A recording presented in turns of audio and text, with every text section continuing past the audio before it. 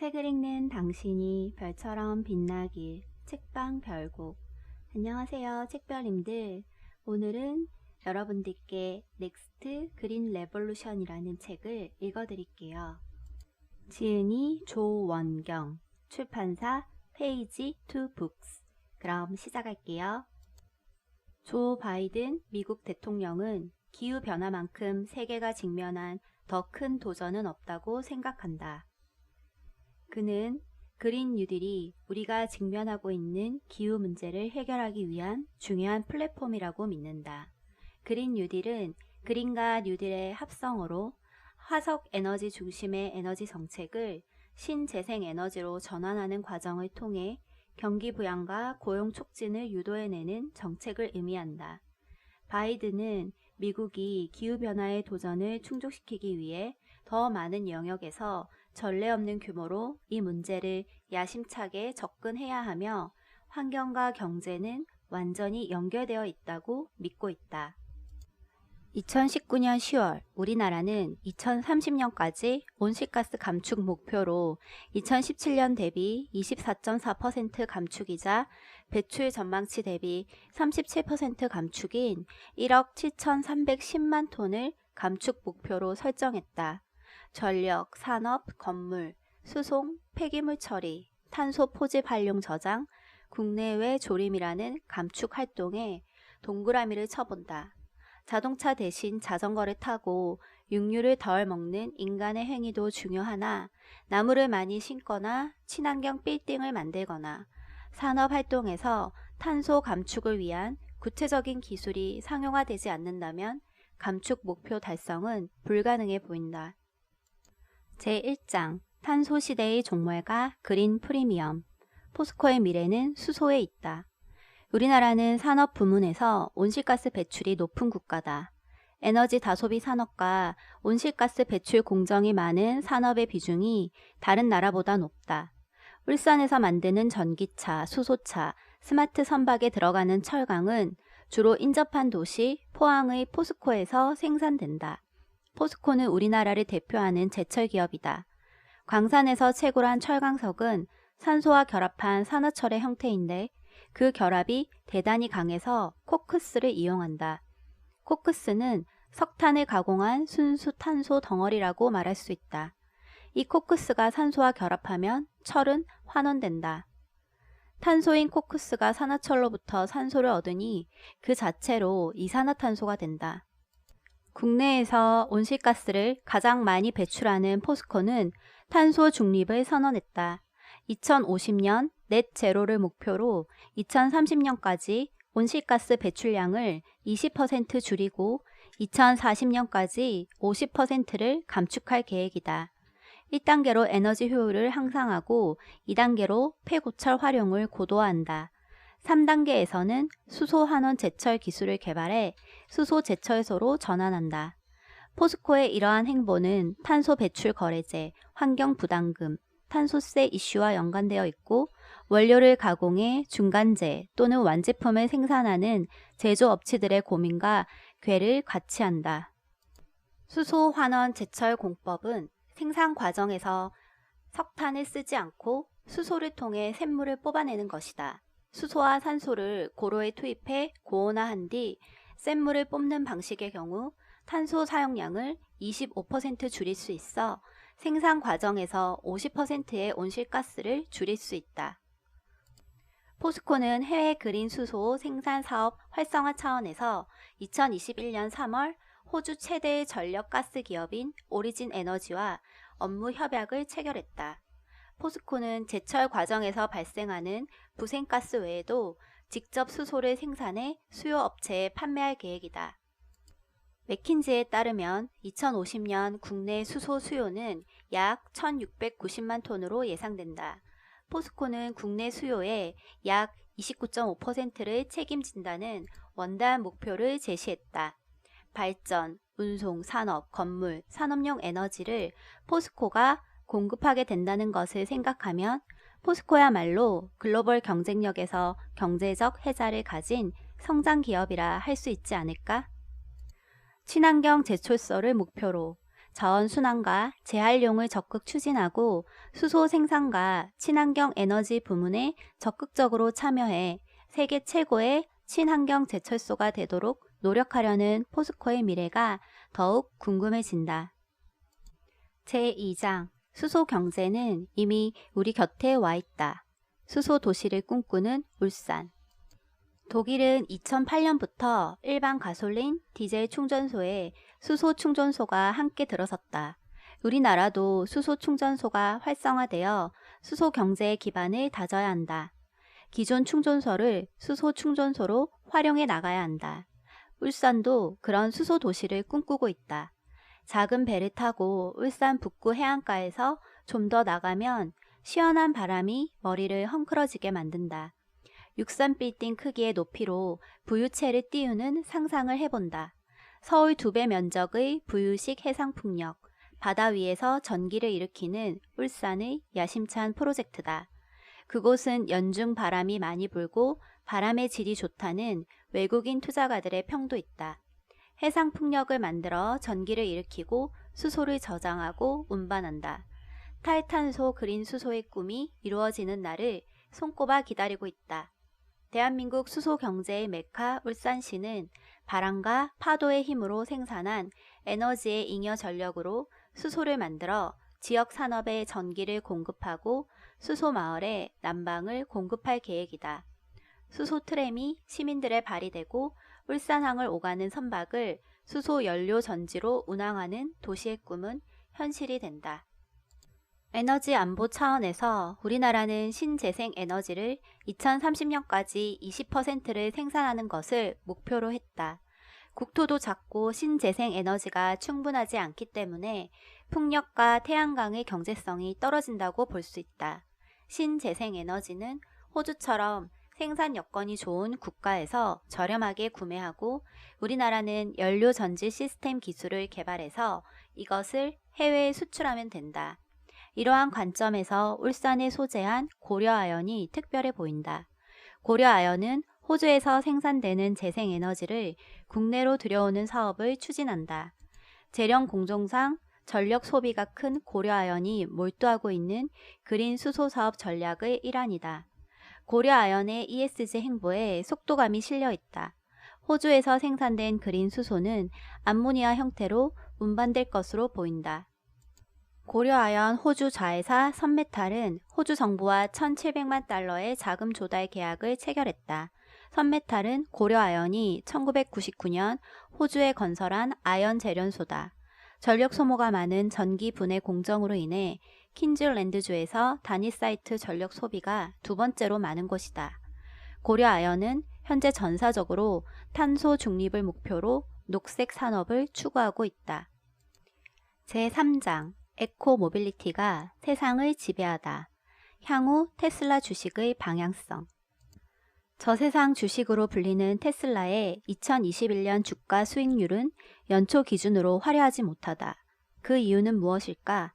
전기차 1위 테슬라가 앞으로 전기차 시장에서 차지하는 비중이 점차 줄어들 것이라는 전망을 경제매체 포브스가 내놓았다. 포브스는 테슬라가 현재 기술적으로는 우위에 있지만 시장 점유율은 서서히 경쟁 업체들에게 잠식되고 있다고 분석했다. 향후 배터리 가격 경쟁력 저하와 조립 품질 논란도 테슬라의 점유율 하락을 촉발하는 변수다. 2020년 테슬라의 점유율은 23%에 달했다. 이 전기차 점유율이 앞으로 점점 하락해 2040년에는 8%까지 하락할 것이라는 전망이다. 점유율 하락의 첫 번째 지표는 테슬라의 차량 판매량 저하다. 폭스바겐, 르노, 현대차 등 경쟁업체의 전기차 판매량이 점점 커지고 있다. 중국 시장의 전망도 밝지만은 않다. 테슬라는 2021년 중국에서 보급형 신제품 모델 2를 판매하지만 중국에서는 이미 훨씬 싼 값에 팔리고 있는 차들이 많아 큰 폭의 판매량을 보장할 수 없는 상황이다. 다른 변수는 테슬라의 어설픈 품질 관리다. 테슬라는 대부분 차량을 대상으로 마감 품질에 대해 계속해서 지적받고 있다. 도장 불량, 유격, 단차 등 조립 품질뿐만 아니라 소프트웨어 부문도 결함이 발생하고 있다. 자동차 산업에서 테슬라는 엄연한 마이너지만 시가총액은 미국과 유럽 자동차 시장 가치의 총합 수준이다. 이런 측면에서 테슬라 주가는 명백한 시장 왜곡이라는 주장도 비합리적이라고 할 수만은 없다. 그렇기 때문에 전문가 중 일부는 테슬라의 주가가 10분의 1 수준으로 떨어지는 것이 적절하며 테슬라는 역대 가장 크게 부풀려진 주식 중 하나고 투자를 접어야 하는 불안정한 종목이라고 지적했다. 테슬라가 자율주행이나 우주산업 등 일론 머스크의 야심찬 계획을 현실로 전환시킬 때 주가가 성장할 수 있지 않을까? 어떤 이들은 테슬라의 미국 전기차 시장 점유율이 2020년 정점을 찍은 뒤 올해부터는 하락할 가능성이 크다고 말한다. 그러한 견해에 의하면 테슬라는 아직 전기차 시장에서 본격적 경쟁이 벌어지지 않은데 수혜를 보고 있을 뿐이다. 이른 시일에 여러 자동차 기업의 전기차가 시장에 출시되면 테슬라의 기업 가치에 부정적 영향을 미칠 수 있다. 빅 그린 테크놀로지, 자율주행 트럭. 자율주행, 트럭이 먼저다. 구글 모기업 알파벳의 자율주행차 부문 웨이모는 자율주행 기술을 차량 공유보다 트럭에 먼저 적용하겠다는 뜻을 밝혔다. MIT도 2017년 10대 혁신 기술로 자율주행 트럭을 꼽았다. 자율주행 기술을 적용할 차에 가장 적합한 차량은 무엇일까? 복잡하고 예상치 못한 상황이 상대적으로 자주 발생하는 도심 내 운전을 위한 일반 승용차보다는 고속도로를 장거리로 운행해야 하는 트럭을 대상으로 하는 것이 상대적으로 기술 구현과 상용화를 위해 용이할 것으로 판단된다. 자율주행 승용차는 자율의지로 움직이는 운전자, 각양각색인 차량 상태, 갑자기 바뀔 수 있는 도로 상황, 변화무쌍한 날씨 등 변수가 다양해 사고로 이어질 수 있다. 반면 자율주행 트럭은 정해진 구간을 주로 운행하기 때문에 변수가 승용차보다 적다. 사고 가능성을 대폭 줄일 수 있다는 뜻이다. 물류회사라는 대규모 판매처가 있는 것도 장점이다. 실제로 자율주행 트럭의 경우 시범 운행도 성공적으로 진행되고 있다. 우버는 자율주행 트럭 기술을 보유한 스타트업 오토를 인수하고 볼보와의 제휴를 통해 자율주행 시스템에 대한 투자를 확대하고 있다. 오토사의 자율주행 기술의 핵심은 트럭 주변의 상세한 데이터를 수집하기 위해 펄스 레이저를 이용하는 라이다 시스템이다. 오토사는 운전자가 없는 트럭은 10년 뒤에나 가능할 것으로 예상한다. 이러한 자율주행 트럭 시스템을 통해 운전자들이 배송 중 충분한 휴식을 취할 수 있어 피로에 의한 운전자 과실을 줄일 수 있다. 자율주행 트럭의 추가적인 장점은 경제성, 연료 절감 등을 들 수 있다. 군 집중행은 트랙의 자율주행 기술을 활용해 일정한 간격을 두고 줄지어 주행하는 기술이다. 군집 주행은 주로 먼 거리를 이동하고 화물차용 도로가 확보된 고속도로에서 이뤄진다. 여러 대의 화물차가 좁은 간격을 유지하며 운행하면 공기 저항이 감소해 차량의 연비가 개선될 수 있으며 이를 통해 물류 비용 감소, 이산화탄소 배출과 미세먼지 감소 효과도 기대할 수 있다. 이러한 이유로 군집 주행이 상용차 자율주행 발전의 척도가 된 가운데 선진국은 물론 국내에서도 군집 주행 관련 기술 개발이 한창이다. 자율주행 트럭과 관련해 역설이 존재한다. MIT는 트럭 운전자들은 단순히 운전만 하는 것이 아니므로 고도로 자동화된 트럭 내에서 사람의 역할은 여전히 중요하다고 본다. 탑승, 하역, 유지 보수와 같은 다른 이유로 인해 사람의 역할은 여전히 필요할 것으로 평가한다. 2021년 5월 미국 자율주행 트럭 스타트업 코디악 로보틱스는 SK와 파트너십을 체결했다. 양사는 코디악 자율주행 기술이 상용화된 이후 파트너십 논의를 구체해 나갈 예정이다. 코디악은 2018년 설립된 스타트업으로 트럭 자율주행 기술을 개발 중이다. 달아오르는 전기차 시장을 정복하라. 전기차의 역사는 생각보다 오래되었다. 전기왕 에디슨도 전기차를 출시했다는 사실을 아는가? 에디슨은 최초의 가솔린차가 도입된 지 불과 4년 후인 1899년에 자동차에 적합한 배터리를 개발하기 시작했다. 그는 전기 배터리가 가솔린보다 더 경제적이라는 것을 증명할 수 있다고 믿었다. 가솔린차와 경쟁하려면 수명이 길며 추가 충전 없이 장거리 이동을 할 수 있을 만큼 충분한 전력을 생산할 수 있어야 하고 가벼운 배터리여야 한다. 1903년 그는 배터리 개발 과제가 끝났다고 발표했다. 1824년 전기차가 처음 개발된 이후 1900년대 초반까지는 전기차가 모빌리티의 대세였다. 19세기 말에 자동차가 도입되었을 때 가솔린 자동차는 신뢰성이 떨어졌기 때문에 인기가 없었다. 운전자들은 전기차가 내연기관 자동차보다 문제가 적다고 생각했기 때문에 전기차는 내연기관 자동차보다 더 많이 팔렸다. 1899년 시속 100km로 달리는 전기차가 개발되기도 했다. 1900년에는 미국 전체 자동차의 3분의 1이 전기차였다. 여하튼 비록 자동차에 대한 소비자 기대에 부응하지 못했지만 에디슨 배터리는 현대 알칼리 배터리의 길을 닦는 초석이 되었다. 지금 내연 기관차가 전기차의 자리를 내줄 위험에 처해 있는 역사와 달리 전기차가 내연 기관차의 자리를 내준 역사가 아이러니하게 느껴진다. 다시 현실로 돌아와서 우리가 직면한 기후변화와 온실가스 문제를 살펴보자.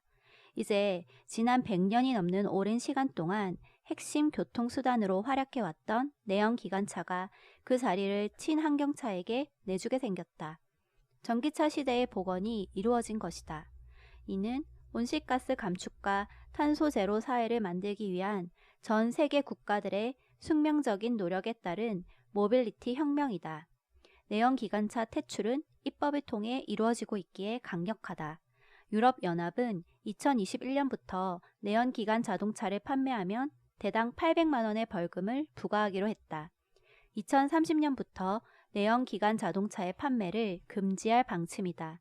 노르웨이는 2025년, 프랑스가 2040년을 목표로 내연기관차 종말을 선언했다. 서울시는 2035년부터 내연기관차의 등록을 허용하지 않고 전기차, 수소차만 등록을 허용하기로 했다. 2050년이면 서울의 모든 차량이 친환경 전기, 수소차로 바뀔 수도 있다. 미세먼지 없는 하늘에 대한 고마움의 감회와 늘어나는 전기와 수소 수요를 어떻게 해결해야 할지에 대한 고민이 함께 몰려온다. 제6장 그린 파이낸스 빅 그린이 온다. 2021년 한국에서도 그린 협력의 향기가 물씬 풍긴다. 투자금이 넘치고 채권 발행이 증가하고 기업 간 협력 사례도 늘고 있다. 샴푸의 유성은 버블의 향기 속에서도 옥석을 가릴 것을 주문한다. 현대차 그룹과 포스코 그룹이 수소 사업 분야에서 협력하는 업무 협약을 체결했다. LG화학이 국내 기업 중 최대인 8,200억 원 규모의 ESG 채권을 발행하고 LG전자는 전기, 가스식을 결합한 하이브리드 시스템 에어컨을 출시했다. 이제 탄소 중립은 지구상 모든 정부, 기업, 소비자의 현실과 생존, 그리고 성장의 기회가 된 분야라는 기분이 든다. 탄소 중립은 기술 실용 관점에서 보면 부풀려진 면이 있지만 앞서 살펴본 것처럼 돈의 흐름의 관점에서 보면 이야기가 전혀 달라진다. 기업과 산업을 키우려면 자금력이 절대적으로 필요하므로 돈 되는 이야기와 사건이 절대적으로 필요하다. 국가, 기업 모두 탈탄소를 향해 움직이면서 필요 자금 조달을 서두르는 중이다. ESG 자금 급증 배경엔 각국 정부의 탄소 중립 실현 전략이 뒷받침되고 있다. 이 때문에 기업들은 일련의 정책에 대응하는 자금 조달을 위해 채권 발행을 늘리고 있다. 2018년 환경부가 2030년까지 전기차 300만 대를 보급하겠다고 발표했다. 현대차 그룹도 2025년까지 친환경차 모델을 확대하겠다는 계획을 세웠다. 현대캐피탈은 현대, 기아 자동차를 위해 그린 본드를 발행해서 친환경차 보급을 위한 제언으로 활용했다. 전기차와 수소차, 하이브리드차 같은 친환경차 판매를 위한 금융 서비스에 투입하는 방식이다. 친환경 행보가 자금 조달로 이어진 사례는 LG그룹에서 찾을 수 있다. LG가 달라졌다고 시장이 평가한 것은 LG그룹이 전기차, 자동차의 전장화, 탄소 중립 등에서 기회를 만들 가능성을 높였기 때문이다. LG화학이 국내 기업 중 최대 규모인 8,200억 원의 ESG 채권을 발행한 것도 그런 맥락이다. 자금 조달에 성공한 LG화학은 이산화탄소 배출 감축 관련 설비와 양극재 증설에 자금을 집행한다. LG는 세계 톱클래스 전기차에 배터리 협력을 하고 있다. 테슬라처럼 폐배터리를 ESS로 활용하고 건물과 가정 내 에너지 효율을 극대화하는 전략을 구사하고 있다. 친환경을 전 주기적으로 활용하는 기업으로 시장에 인식이 된다면 더 많은 글로벌 그린 투자금을 유치할 수 있다. 무려 3경원에 달하는 글로벌 그린 자금의 일부라도 우리 기업이 끌어오도록 적극 나서야 한다. 여기까지 제 오디오북 잘 들으셨나요? 자세한 내용은 책을 구매해서 읽어보시길 바랍니다. 영상이 좋으셨다면 구독, 좋아요, 알림 설정 부탁드리고 다음 영상은 월요일이에요. 감사합니다.